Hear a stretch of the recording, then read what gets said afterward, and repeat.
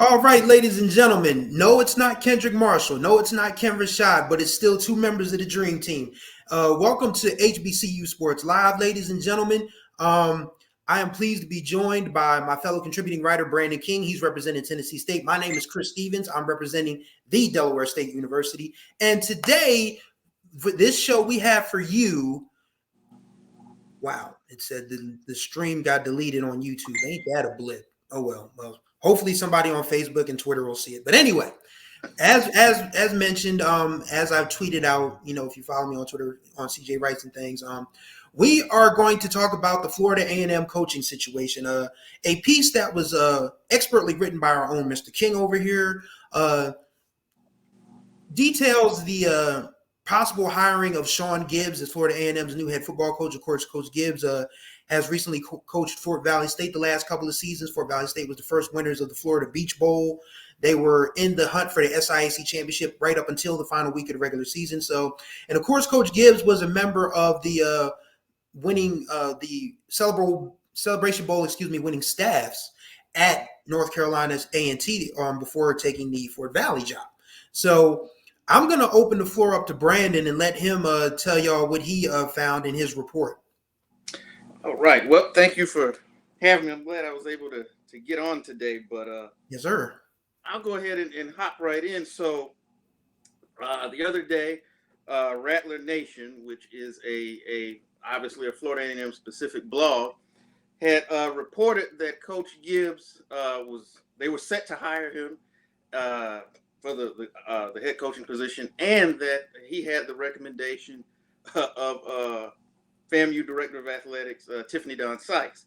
And so this announcement was really what I noticed. It was like a visceral reaction from a lot of Rattler alumni, fans, and even former players questioning the hire, wondering why they didn't go from within, and just overall seeming to be either the reactions that I was able to find by and large was either disbelief, being totally against it, with a few sprinkled in for support.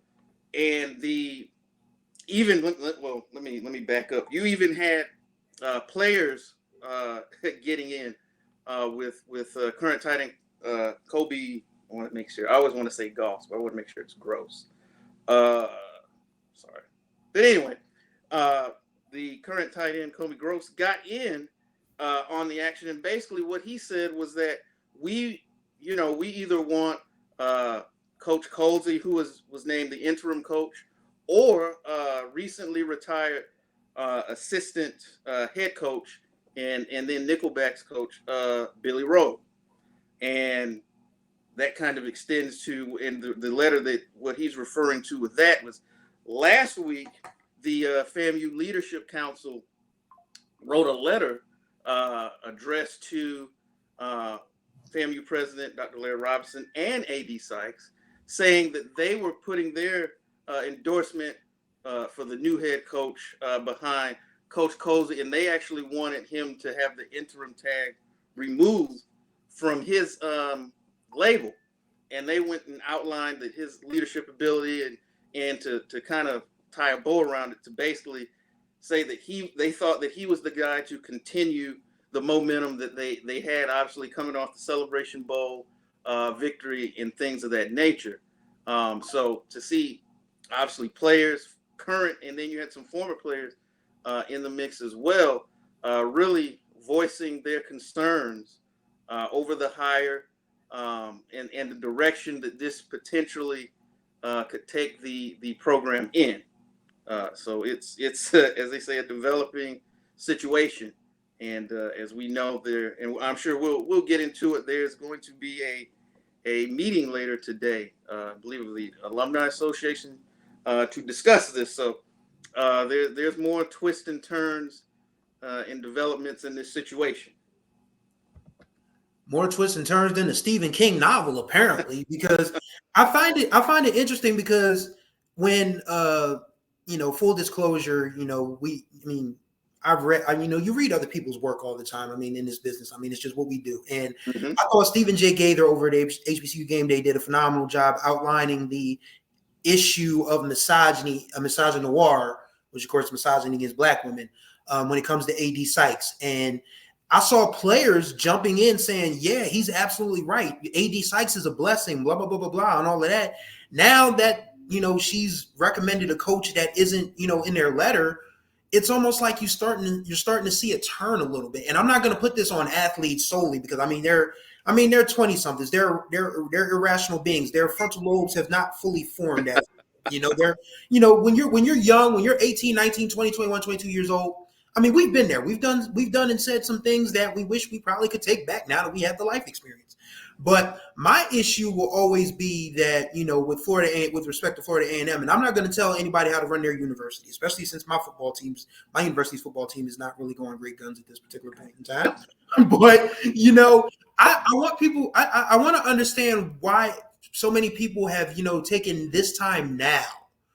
I'm not talking about the players. I'm talking about different stakeholders, like certain alumni groups, certain fan bases, within the Florida A&M family, have started to take exception to whatever AD Sykes is doing now. Because, granted, she didn't hire Willie Simmons. It's fair. It's in the interest of fairness, she did not hire Willie Simmons.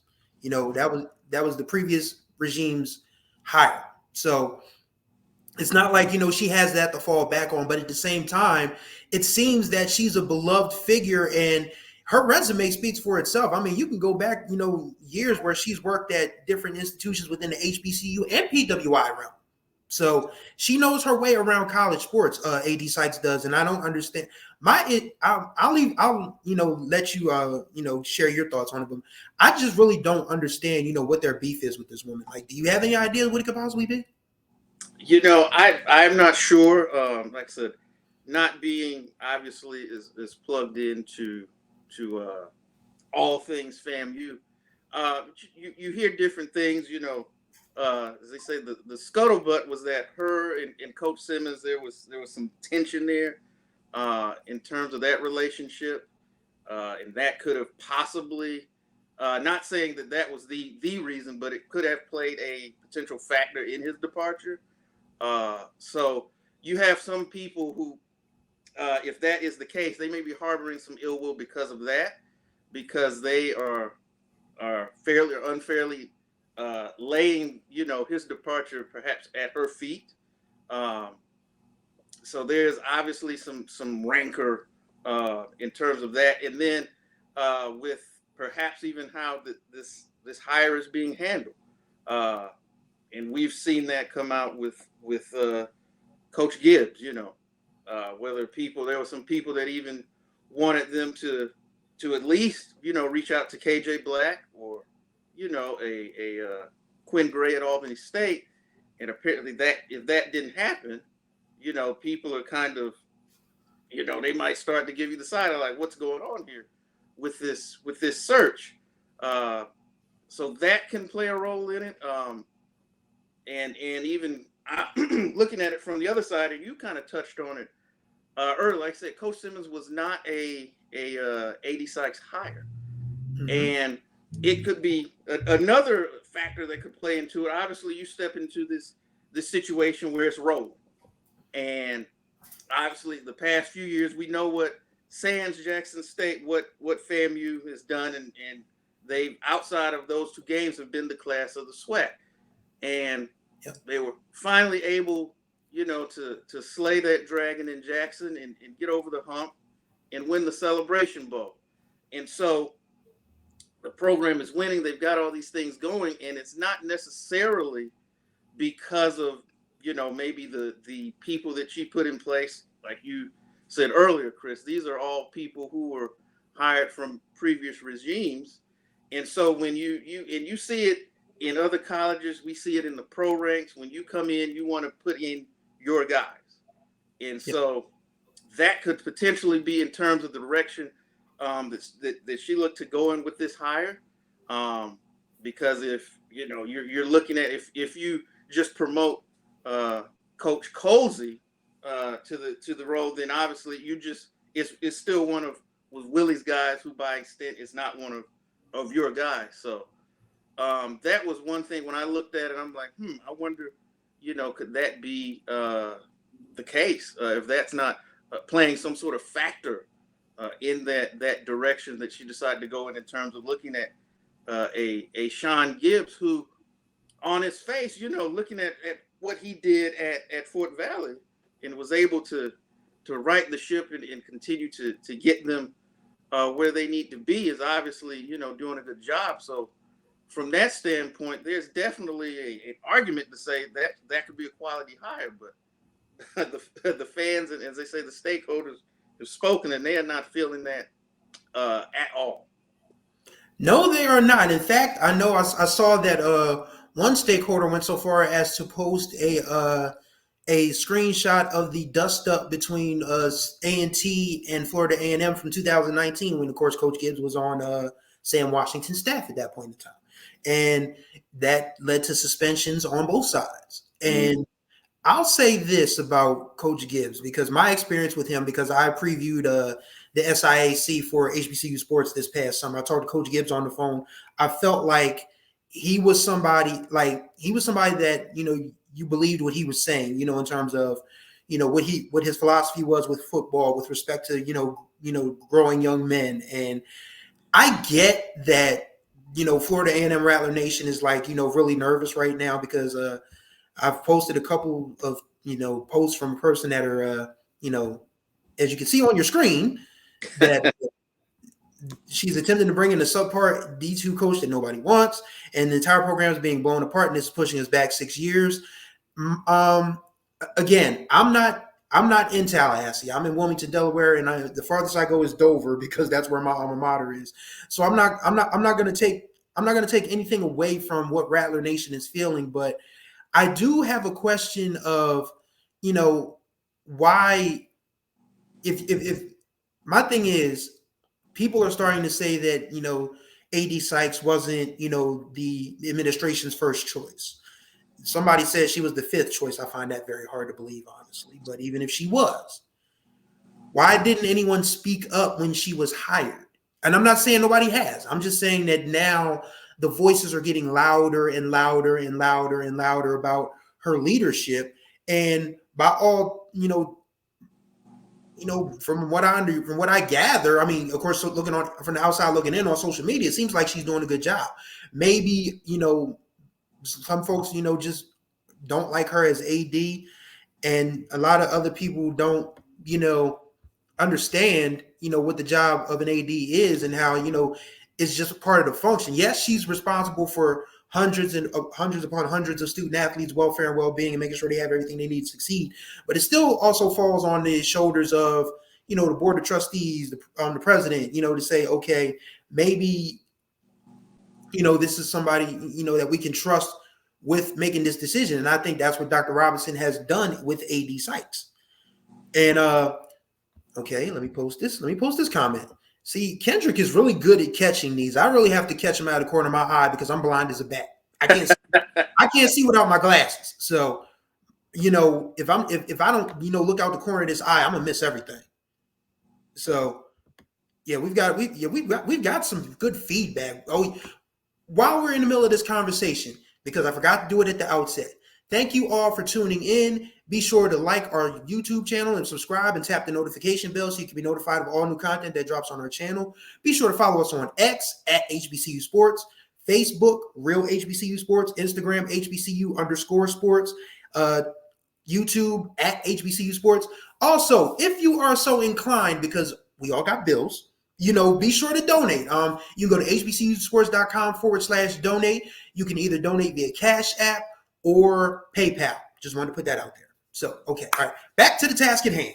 Okay. So let's see. One person says, I think that some of her mistakes were some of the mistakes were being made were overlooked because we were winning. Yeah, that's what one person says. I already posted that comment on the feed, but maybe that's true. But my question is, and I want to go back to the misogynoir thing really quickly, because I know a lot of people aren't going to want to hear it. I know a lot of people aren't going to like it, but we at least owe ourselves that discussion, because Florida A&M, and I'm not saying, I'm not even saying this is a problem unique to Florida A&M. I'm saying this is a problem that Black women in education and administration face across the country, across the world, honestly. I mean, Florida A&M had a woman president, a Dr. Elmira Mangum, excuse me, and, you know, she kind of got shoved out the door pretty much. Now, and again, I'm not saying this is just Florida A&M. I'm not saying this is just Florida A&M. I'm just saying this is a problem that Black women face. And my question for you, Brandon, if you have any thoughts on that, is, why is that, and and if there's anything we can do, what can we do to, change this, or, make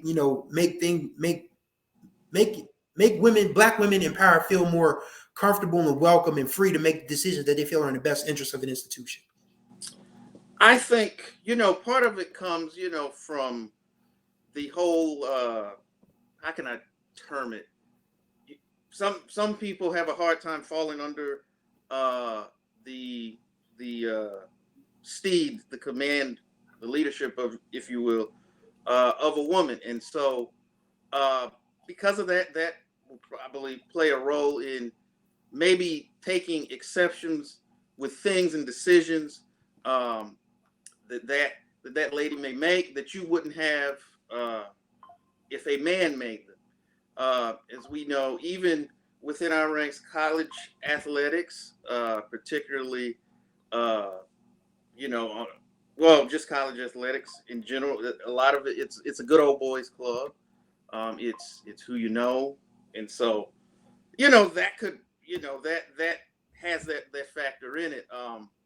I saw the piece. Like I said, I kind of tried to stay out of in terms of that, but obviously to deny that is not an issue that does exist in college athletics and even in segments of society as a whole would be disingenuous. And we know that there's a lot of work to be done in that area.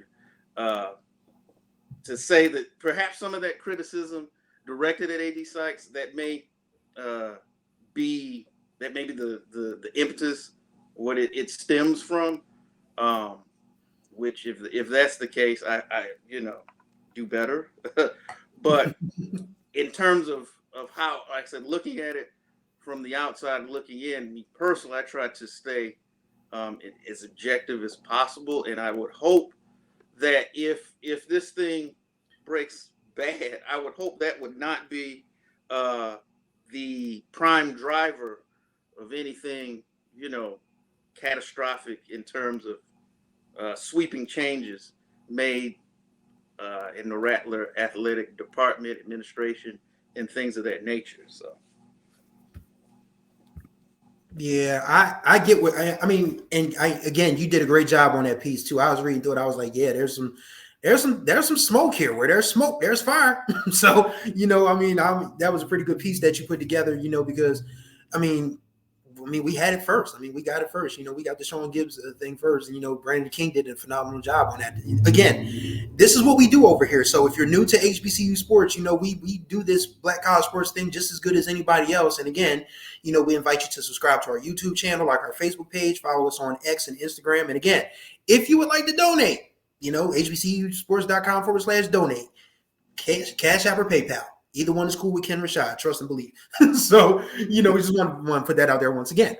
Also, yeah, I agree with what you're saying about, just trying to, be impartial about it, because I don't want to, there's, I Am That Rattler has definitely been the most vocal voice in our chat today. And we thank that person for joining us. This says this has absolutely nothing to do with her being a woman. No one cares if she's a woman, just do the job. I could buy that if it didn't feel like, certain things, just sort of kind of trended towards some vitriol, because I'll never forget when AD Sykes posted a picture of her in the weight room with the football players, and a preacher, and this is me talking. Like, this ain't got nothing to do with anybody else. The religious, let me put this out there. The religious opinions of Chris Stevens are not that expressed of HBCU sports. Let me put that out there before anybody starts jumping on Ken Rashad's email address or Kendrick Marshall's email address. It ain't got nothing to do with them. This is what Chris Stevens is talking about. Let me make that perfectly clear. So, this preacher said, no, you need to be doing this, showing that you're actively looking for a head coach. So her having a good time in the weight room, hamming it up with her players is not. And he also said it was bad for public relations. And I'm like, your AD connecting with her athletes is bad for public relations.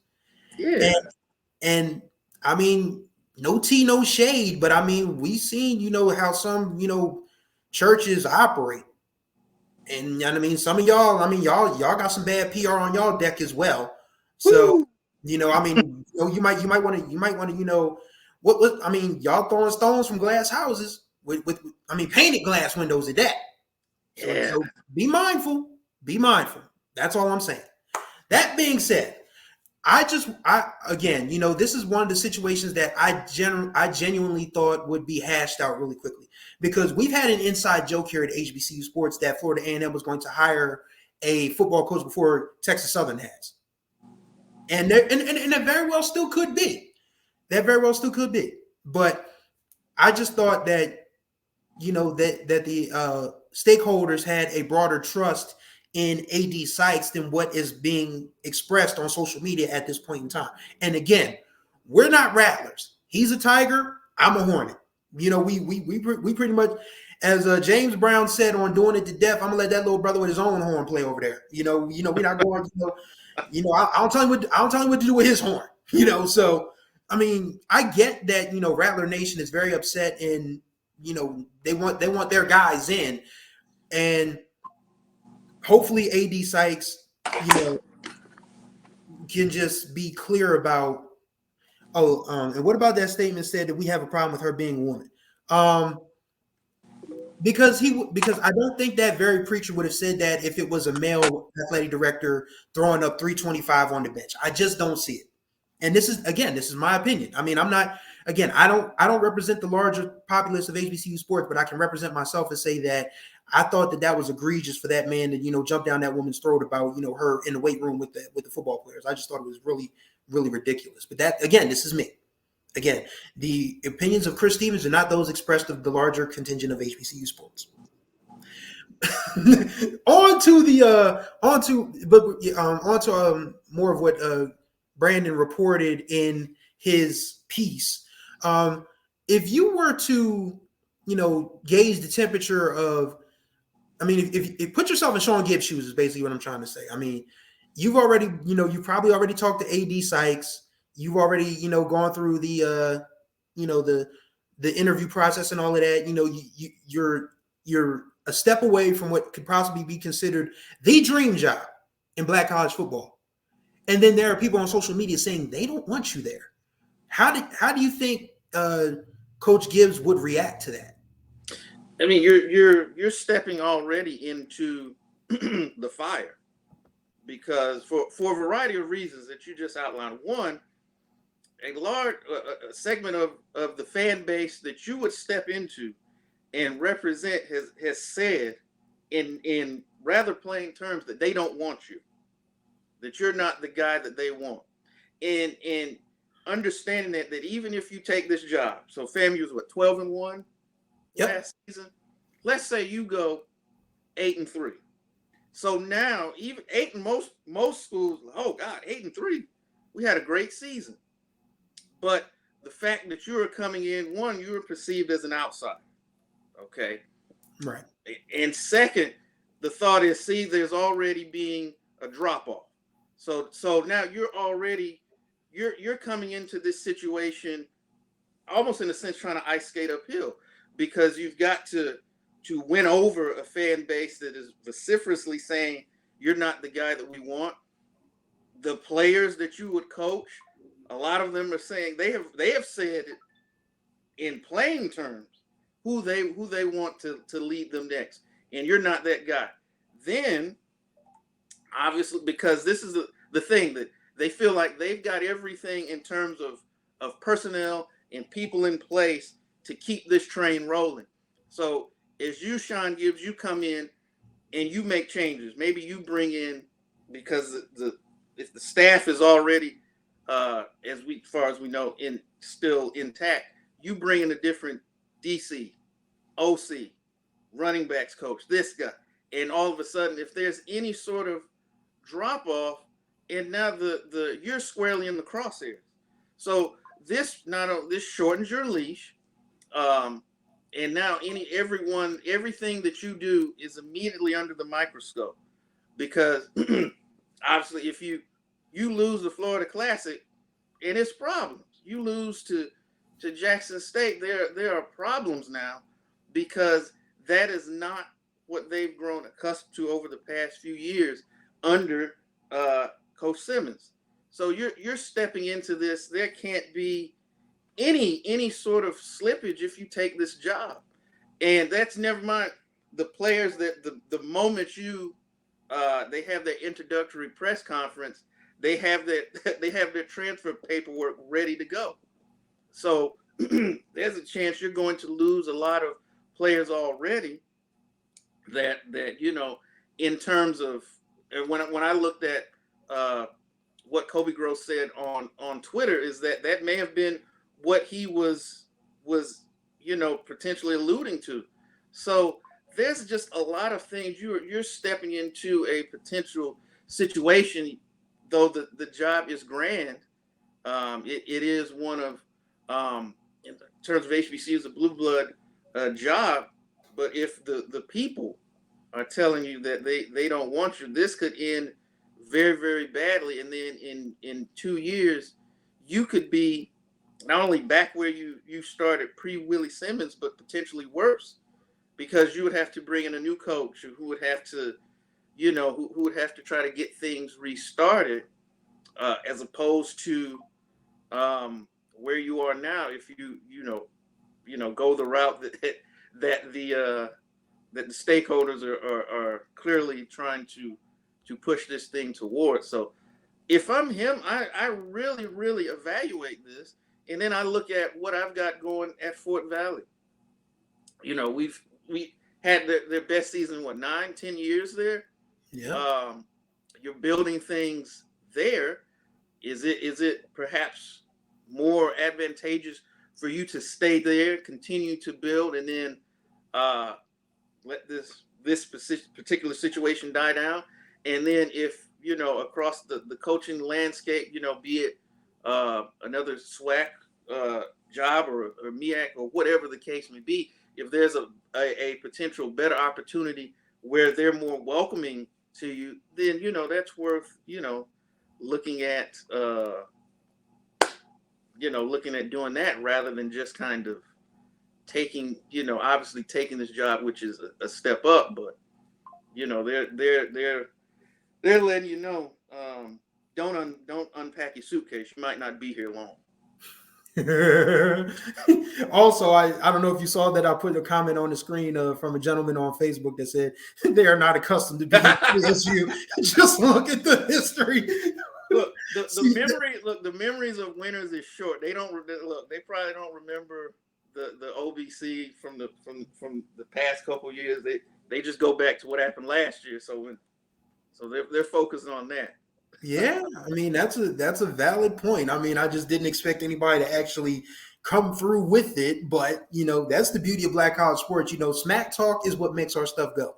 The thing is, you can't. I mean, we talk about this all the time.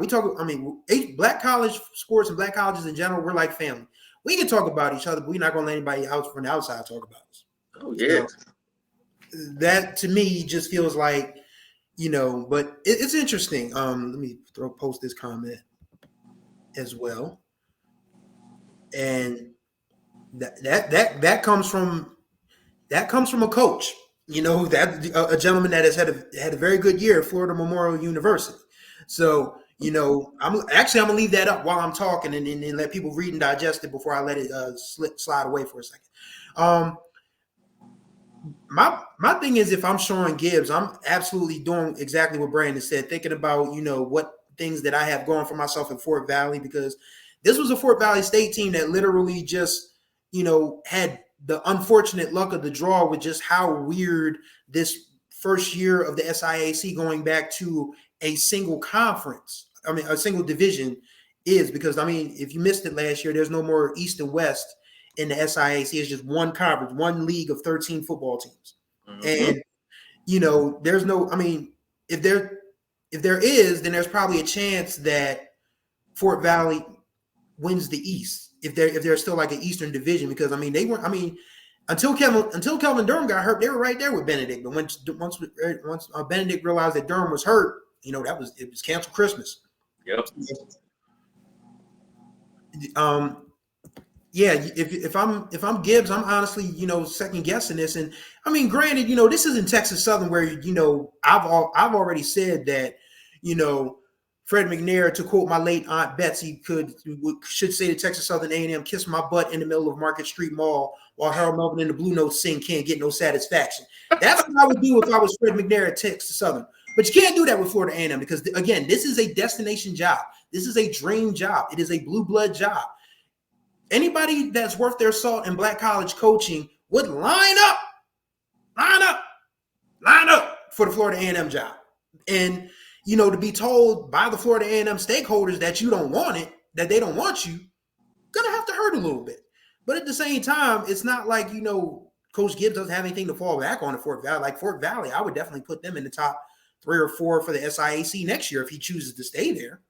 So, there's so many things there's so many twists and turns that can still, this can still go, because as you've reported, board alumni group is meeting today, and then someone else said, I am the Rattler said in the chat that they're meeting to ratify his contract on Tuesday. So once we come out of Martin Luther King Day, I have a dream. Once we come out of that, we are going to find out, just how many twists and turns this thing has left.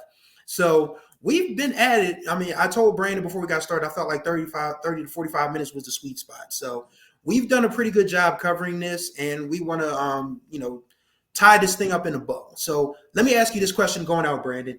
Mm-hmm. If you had the crystal ball, if it's, ask Brandon Damas, how do you see this ending? What do you think happens with the Florida A&M coaching search? Well, I think we'll be coming back here sometime over the next few days and potentially saying that Florida A&M has a new coach. And I think they're going to probably go ahead and hire what am I saying?